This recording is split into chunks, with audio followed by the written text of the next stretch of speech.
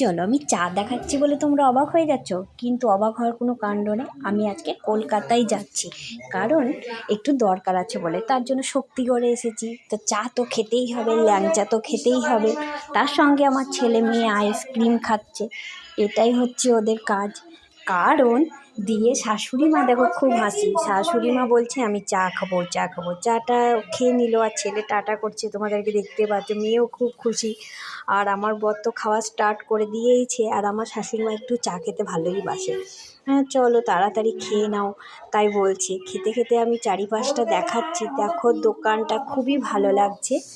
কারণ তার জন্য একটু ছোট্ট করে করলাম, যেহেতু যেখানেই যাই তোমাদেরকে দেখানোর জন্য ছোট্ট ছোট্ট একটু করে ভিডিও আমি করেই নিই, যদিও বা এটা একটু বড় ভিডিও। তোমাদের দেখার জন্য একটু অনুরোধ রইল সবাইকে।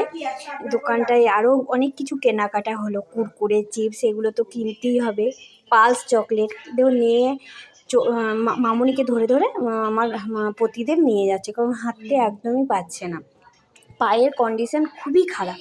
আর পাশে ঝালমুড়ি না খেলে কি হয়, কি বলো বন্ধুরা? ঝালমুড়ি খেলে জিভে অটোমেটিকই জল চলে আসে, তাই না বলো বন্ধুরা?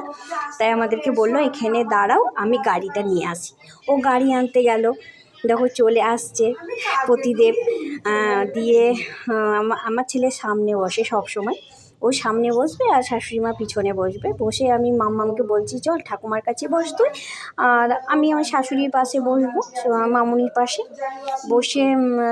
এবার উদ্দেশ্যে যাব, গন্তব্যস্থলে যাব। আর দেখতেই পেলে যা শক্তিগড় কে কে এসেছো আর কে কে ল্যাংচা খেয়েছো আমাকে কমেন্টের মধ্যে জানাবে, তাহলে আমার খুব ভালো লাগবে। আমি কলকাতা অনেকবারই এসেছি, তাই এরকমভাবে আমি কোনোদিন ভিডিও করিনি।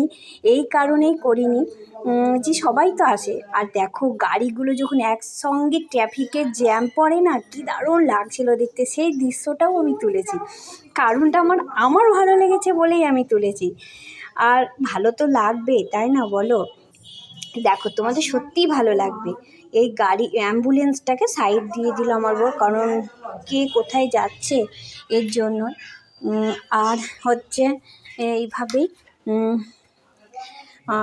দেখো অনেক গাড়ি, দেখতে কিন্তু খুব ভালো লাগছে, খুব ভালো লাগছে। আর দেখতে দেখতে দেখো এগুলো ফ্ল্যাট বলে না কি বলে আমি সেটাও জানি না, এত উঁচু, আমি ঘাড় উঁচু করে দেখছি জানো তো বন্ধুরা। দেখতে দেখতে গন্তব্যস্থলে পৌঁছে গেলাম, আর দুই বোনের কথাবার্তা শুরু হয়ে গেছে, তার সঙ্গে